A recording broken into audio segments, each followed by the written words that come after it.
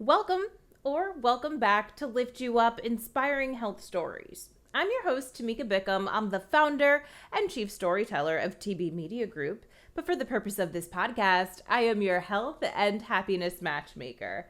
Now, before I introduce you to today's guest, you know what I'm going to ask you to do? Go ahead, hit subscribe right there on YouTube if you're watching us, and turn on those notifications and connect with me on LinkedIn.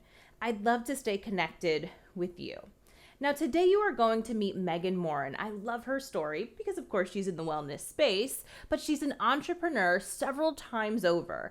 And she's diving into those businesses, but also why she feels right at home with Melanated Beauty Spa after troubles with her own skin for 11 years of her life. Our physical, mental, and emotional health is not just a want. It is a need for happy lives and prosperous businesses. Lift You Up is the podcast where we share inspiring health stories from business owners who are fulfilling their purpose to live their healthiest lives and helping you do the same. From former TV reporter to marketing entrepreneur and content creator, I care about sharing stories that matter and stories that connect us. I'm your host, Tamika Bickham, your health and wellness matchmaker.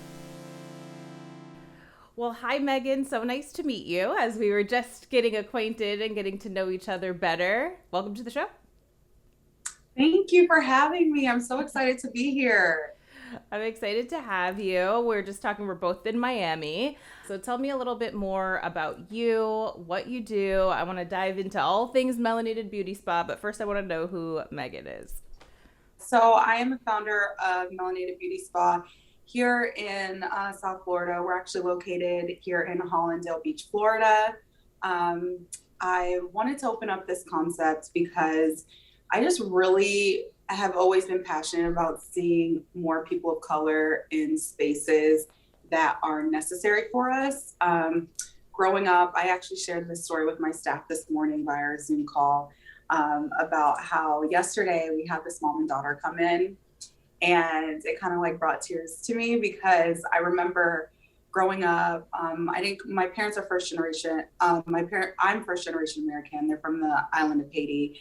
And we just didn't have the luxury of, going to spa days and mani and pedis with parents and things like that. We just didn't have that. But I was introduced to it because I played soccer, and a lot of affluent families put their children in competitive sports.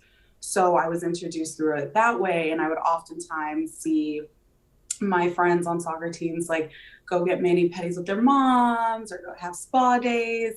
And like to see, someone that looks like me and their daughter come in, book an appointment for their daughter, and her daughter like really enjoy the experience. It just really brought joy and warmth to my heart because these spaces are so necessary. Representation is so, so important because that young girl looking at me, looking at my staff, sees that it's possible, whether she subconsciously knows it or not. It's something that will always be in her mind. Like, I'm just very adamant about having more businesses that are inclusive to people of color. Absolutely. So you grew up in Haiti? No, I didn't grow up in Haiti. I grew up in St. Petersburg, Florida, which is west of here. Yep. My parents migrated from Haiti to New York, and then St. Petersburg, Florida, which is where my siblings and I were born. And I spent 18 years of my life in St. Pete. And then I went away to the University of Missouri, where I studied broadcast journalism. And I saw that we had that in common. Oh my gosh, you know what? And I love growing up. Again, a lot of the work that I do, although it's a spa, my mission is so much more than just like facials and body waxes and beauty. It's, representation in underrepresented communities. And I think in my journalism, what brought me to journalism was because I wanted to share stories of people that didn't really have voices. But when I got into the program and I realized that I was going to be controlled, I'm like, oh my God, I have too much personality for it. I couldn't do it. I was like, I really struggled with hard news. It was very, very difficult for me. Since I graduated, I never actually used my journalism degree. I actually moved to London maybe a month or two after graduating. And like I said earlier, I have a lot of different talents. And beauty has always been something that I've been passionate about, especially like fashion and things like that, skincare. And so I lived in London designing women's heels for a couple of years. And it was a really great experience, learned a lot. Okay, so fashion, designing shoes, right, in London. And then Mm-hmm. you came back across the pond. Yes. And And then I dove right into entrepreneurship okay. and I haven't left. Yeah. And I know you have a few different businesses under your belt, right?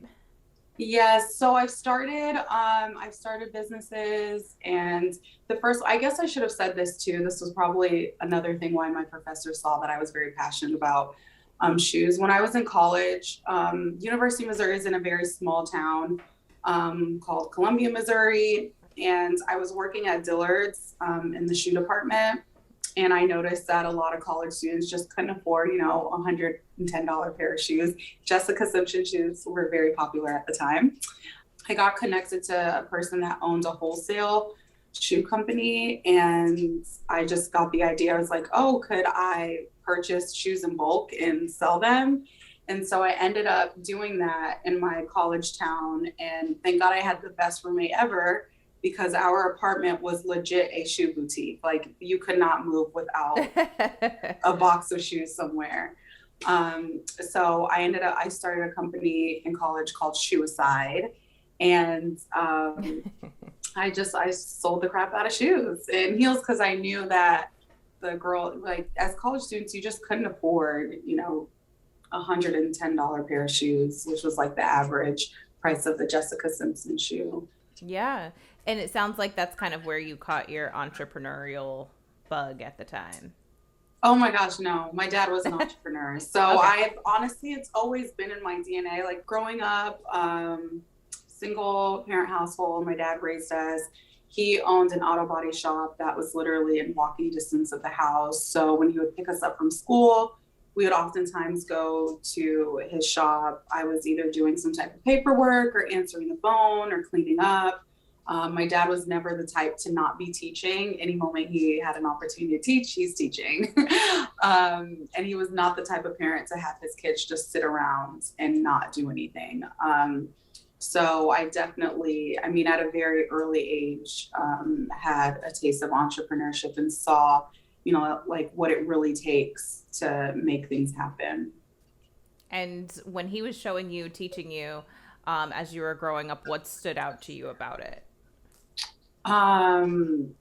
How he was able to manage being a father, being a soccer coach, being a business owner, being a mentor, being a leader. I admired that, and his perseverance and determination to just get things done and never, ever, ever complain. Yeah, it's not easy. So it's something that I definitely admire about him and still do till this day. Absolutely. And you were like, hey, I want to take the not so easy path myself. I know, I'm hard headed. The thing is, my personality, I cannot work for someone. I don't know what it is. I much rather have to hustle hard for myself. And it's like, I'm doing it because I'm passionate about this person and I see the vision for what I want to create in my life and like my kids' lives and my family's life. Take me through the businesses that you started and how that led to Melanated Beauty Spa. So when I came back from London, I started a social media marketing company, and I started to, and in St. Pete, Florida, it's like it was on the up and up. They're booming right now, doing very, very well. And we started to have a lot of restaurants pop up. And one of my good friends from college, he was like, hey, he sent me this video of this guy that was like crushing it with social media marketing. And it wasn't like a really big thing at the time. Right. And so what I did was I knocked on restaurant doors and I pitched them a package, and that's how I closed all my deals. and it was new to them, but I was excited. I was happy. I was making it work. I was showing up. And were you doing everything yourself? I was doing everything myself. I was shooting, I was editing, I was making the invoices, I was doing the pitch deck. I was doing everything myself. Every single thing myself until I made enough money to start hiring some graphic designers to bring on board. Yeah, so I had that. And then in between that, while I was doing that, I met my business partner for my next venture called Think Global. Which originally was called the Doyen which was originally the Doyen Company. And we wanted to, both of us were entrepreneurs. We came together and just started working on our separate businesses together and realized that we were much stronger together. And she was weak where I was strong, and I was strong where she was weak. So it was like the perfect pair. And we both were very, very passionate about creating workspaces where women actually frequented. Because at the time when we work and all these other like mom and pop boutique workspaces were popping up, really you only saw a lot of white males who were either techies or engineers being members of those spaces. So it was just like a space where I didn't feel like I could really connect with anyone or people, or I could find people that understood like my personal journey. And so we decided to do these things called pop-up co-working days. And what we did, I would go to a coffee shop or say a restaurant that would open up in the evening and ask the owner if we could occupy the space and run it like a workspace. And a lot of times we got a yes. And so we started off with 12 women our first month. And by month 3, we had 150 to 200 women coming out to these pop-up co-working days. What we saw is just that one, energy is so important when you're building your community. How excited are you? What resources are you providing for your community? And are you filling a void in your community's lives? And I think that we hit the nail on there just wasn't a space where women could come together and feel empowered to do what they wanted to do.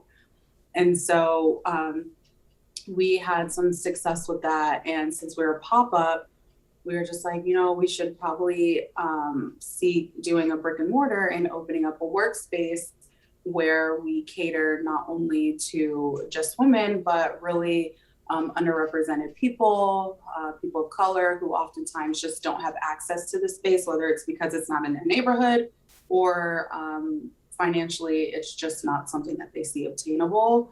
So fast forward, it led us to moving to Miami and opening up Think Global here in Little Haiti.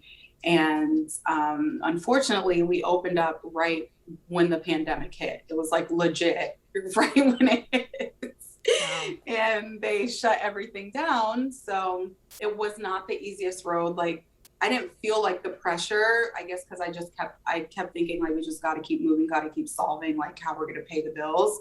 Because at the end of the day, everyone's going to want their money. So it was just like, we had to figure out like how to continuously pay the bills. And we did not have the easiest landlord. At that time, this was early 2020 or end of 2019?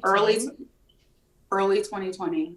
Okay. Mm-hmm. And then because we did our soft opening end of 2019. And then our grand opening was going to be, I think it was like April 15th or something like that of 2020. Oh my goodness. It was right. Yep. It was right when the pandemic was like, Because all before this, you were growing Think Global through pop-up at different locations. Then you had saved the money to say, hey, we're going to open up our own brick and mortar and have this space for women of color, people of color, underrepresented communities. Yeah. And we plan to open right at the start of the pandemic. And so what was going through your mind at that time? How long did you kind of keep things going? Or, we kept it going all throughout. Yeah, we kept it going all throughout 2020 up until April 30th of 2021 is when we decided to shut down the business. And both Janine and I were just exhausted from it. one of the things that for me that I realized with that business is like, it's really a charity. And at the end of the day, I want to make money too. Like I can't help the way I want to help if I'm not making money. And with the Think Global concept of really trying to change people's minds on how they perceive, their life and what they can obtain is a very difficult task.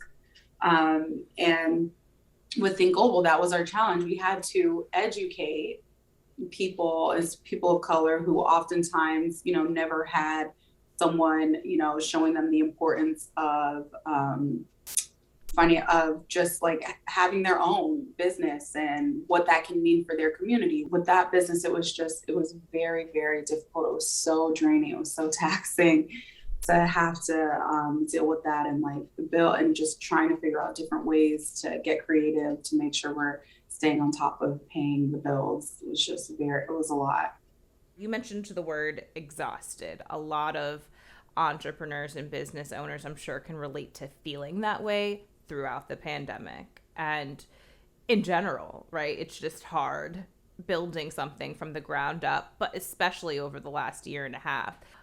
Was there anything you were doing throughout that time that you felt exhausted for your own wellness to help keep you grounded throughout all of that? No, I was hustling like no other. And looking back, I was like, oh my God. Until this day, I still haven't taken a break. So there was nothing that I was doing for myself personally. For others, I was doing a lot because I always feel like I'm always going to be good. I feel like I'm always going to be good and I don't really take time for myself because I'm always doing. But unfortunately, there was absolutely nothing that I was doing for myself, which was not a good thing. But I can say I didn't feel like it wore on me because I was such in like problem solving mode and survival mode. Yeah, no, I'm sure a lot of people can relate to that. You have to do what you have to do, right? For me, I think about it, I'm like, I don't feel bad. I work out a lot. I will say I work out a lot. Okay. I make so you time create to space for that. So yes, I do work out. I do not play about my 5 a.m. workouts or my 7 p.m.s. Like I do. That is an outlet for me. But as far as like just anything else, other than working out, I don't really, I would say working out is my outlet. That's my thing. So fast forward to Melanated Beauty Spa. Take me from April 30th of 2020, which was obviously a really challenging time. What were you going through over the coming weeks and months and as far as figuring out what was next?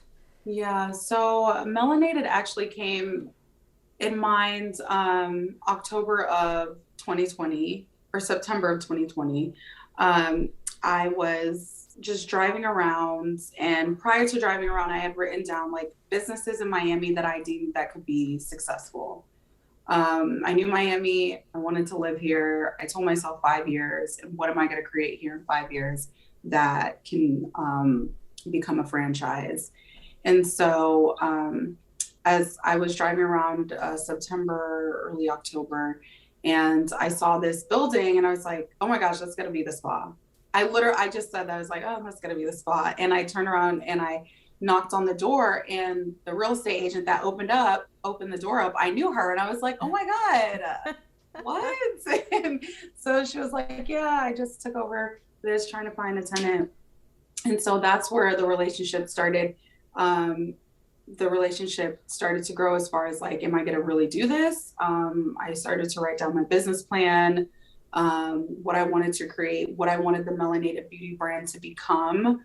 And so from October to December, I started building out the team. I got someone to do the branding for me, got a marketing person, and I had the finances to get some of it started. And I honestly just took a really big risk because truthfully, I didn't know.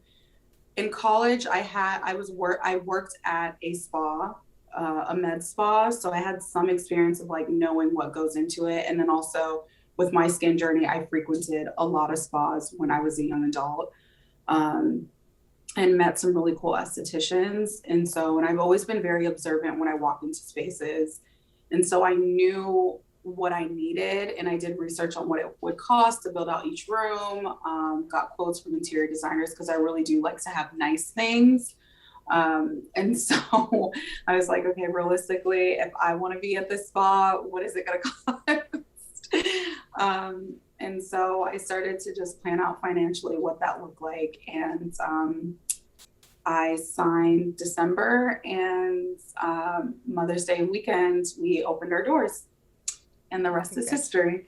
Congratulations. I want to know more about that, but I want to ask, you mentioned with your skin journey. Oh my God, yeah. Tell me about that. From age 14 till 25, I had severe cystic acne and hyperpigmentation across my cheeks. And it was something I struggled with for a really long time. What is that, like 11 years? And I went to every dermatologist. I went to so many different estheticians. Me and my dad and my mom spent so much money really trying to help me out, especially being in college and being a journalism major. I didn't like to be on camera because the makeup that we put on, you would see, you know, the bumps, and it just wasn't, I hated it. I couldn't stand it. My confidence was so low. I hated looking in the mirror. And it wasn't until I found an esthetician that taught me how to really take care of my skin. I met with her. She recommended that I come back to her a year later after I get on Accutane. She was like, you have very severe acne, and I think that you should ask the doctor and see if you would qualify for Accutane. And I did. I was completely like taken back with like the drastic change that I saw in my skin, and my confidence like completely shot up.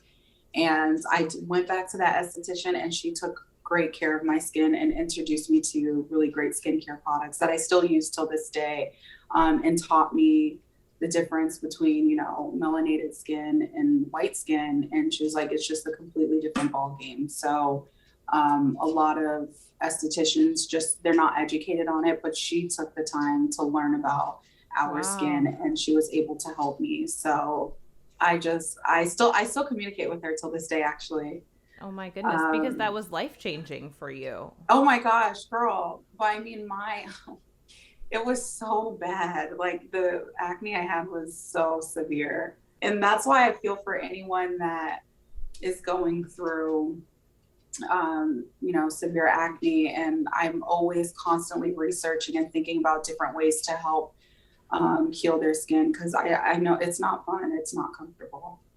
Right. And it really took you finding the right person who really understood melanated skin versus white skin. And what did she tell you as far as, hey, caring for your skin, this is why it's different, and how you have to treat it? What was really your introduction to that or conversation? One, she told me that I need to drink a lot of water, because acne is oftentimes related to very dry skin. And I needed to keep my skin hydrated. And then also cleansing, not 2 times a day, but 3 times a day. And then also wearing sunscreen was super important. She was like, you should never go a day without wearing sunblock. Be mindful of the foods that you eat, especially as you get older. That could be an issue. And then also, because I have acne prone skin, I feel like I can still go back at any moment if I am not keeping up with it, for sure. And I see it like if I get super stressed and, you know, I'm not drinking water and I start to eat out all the time and I'm drinking alcohol, and alcohol is the worst thing. Oh my gosh. She was like, just stay away from it if you can, because it dehydrates you. It doesn't do anything good for you. Was that experience a big part of your motivation behind Melanated Beauty Spa? Oh my gosh, yes. Because people like really don't believe this, but I am a crier. I cry. And there have been so many times I walked into a spa and I just felt terrible because they couldn't help me. I'm already sad about my skin, and The customer service was so bad. And I would just walk out and I would just be in tears. And it was a mixture of everything. One, that I have bad skin. Two, that this place was just, I felt they were mean to me. And I didn't get what I needed, what I came for. And so I was just like, I don't ever want a customer. And oh my gosh, my girls will tell you this all the time. They'll say like, oh my gosh, Miss Maghan, you sound like a broken record. I'm like, yes, you have to understand, no customer can leave here unhappy. Everyone has to be happy.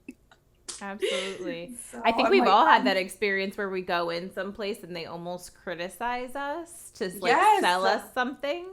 And that doesn't feel a lady good. Told me, she was like, we have nothing here to offer you. And that just made me feel so, oh my God, it made me feel so, so sad. To me, I wish that she would have told me in a much like softer way, like, listen, sweet, like, listen, Maghan, unfortunately, we just haven't been educated in your type of skin and what you're going through. But I would love to recommend you somewhere, because I mean, your skin, it's so personal. People don't realize like the impact that they have on others, and probably that person that said that to you doesn't even remember that day. But yeah, right, no, like you has no idea. So tell me about Melanated Beauty Spa. I know we've been talking about it. So really about, your mission, which I understand much better now because of your own personal story, but who your customers are, who it's right for, the type of services you provide. My mission is twofold. One, I wanted to hire young women, young estheticians who are women of color, to get an opportunity to work in what I consider Melanated as a mid to luxury spa, and to be able to get an opportunity when they get out of school and to work in a spa where customer service is so important. I do continuous training with my girls, whether it's in sales, whether I bring in an esthetician that's been in the industry for 10 to 15 plus years. And then the other thing, I wanted to provide a spa where people of color could come, whether you're a male, female, mom, dad, daughter, son. I think it's important that we show that we too can have these conglomerates grow, and they can be everywhere. And we have the money, we have the disposable income as well to enjoy these luxuries. And I wanted to also make a spa where people like myself that struggled with problematic skin are able to pay a monthly fee and have access to an esthetician bi-weekly at an affordable rate. So we have our skin membership, which is $99 a month. And we have 3 other memberships as well. We have our wax member, our body contouring membership, and then our lash membership. But the skin membership is like the most important to me because I personally have dealt with that. And so I wanted to create something where, our customers feel like they are always being treated on a bi-weekly basis, and we're results driven in that sense. Awesome. And I've noticed also just from seeing your content online that it's not only for women, but also for men. Oh, no. Yeah. Men, and that's the thing. I'm like, oh my gosh, once guys come in, they love it. Like, men are big babies. They love to be pampered. They love to be massaged and treated. And yes, no, men 100% love it. And often, I think it's just once you give them that extra push, a lot of times our men, they're always rebooking. And even some men even become members. But they're not going to be vocal about it. I'm not going to say any names, but y'all will probably know some of them. So what are the questions that someone should ask if they're trying to find the right person to, treat their skin?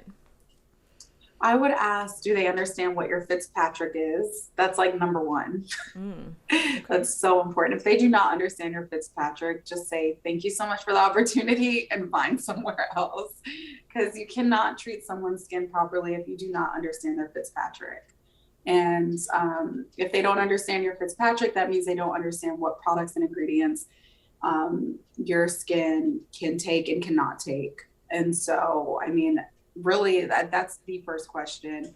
And then if they do understand your Fitzpatrick, I would ask them, and this is where you also kind of have to be knowledgeable yourself. Ask them what type of products do they use. Medical grade products, depending on certain types of Fitzpatricks, can be better for problematic skin.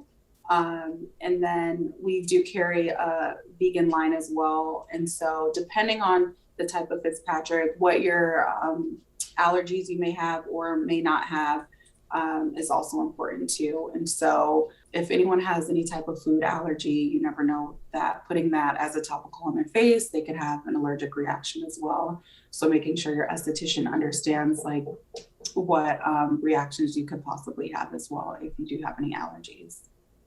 Awesome. And lastly, is there a tip that you would offer to people in general, as far as maybe those who are entrepreneurs and business owners and struggling with that kind of carving out just a little bit of time to take care of the things they need so they can be their best? What would be a tip that you have? It's a good question. I would say spend time alone. I think it's a really good, like, spend time in quiet in a really comfortable space, whether that is, you know, your quiet is getting a facial or getting treated at a spa, or getting your nails done, or going for a walk, or sitting on your couch with a candle lit and a glass of wine. But I really think that I find a lot of peace in one, working out, but then two, also sitting in silence in a very comfortable setting. I love that. It's a great tip. Maghan, this has been really, really great. Tell everyone where they can find you, connect with you, learn more about Melanated Beauty Spa, all the good stuff, and I'll make sure to link to that below. Yes, so you guys can find us at melanatedbeautyspa.com, and you can also follow us on IG. We're very active on our Instagram account. Also TikTok, you know, we're starting to come on TikTok and like do more fun things. All of our handles are Melanated Beauty Spa. Whether it's TikTok, Facebook, or Instagram, you can follow us there. No, this has been great. I really appreciate you sharing your story, and it really helps me get the full picture of your entrepreneurial journey, your health journey, and how that led you to where you are now. So thank you. I hope you enjoyed Maghan's story just as much as I did, learned a little bit more about how to care for your skin and why overall wellness is just so important, especially if you are an entrepreneur. So make sure you go below in the show notes, connect with Maghan, find out more about Melanated Beauty Spa. Go ahead and check them out. And hey, if you're not connected with me already, check me out too. I'm all the places, but I'd especially love if you subscribe on YouTube, turn on notifications, and connect with me on LinkedIn. And until I see you back next week, because I know I'll see you then, stay happy, stay healthy.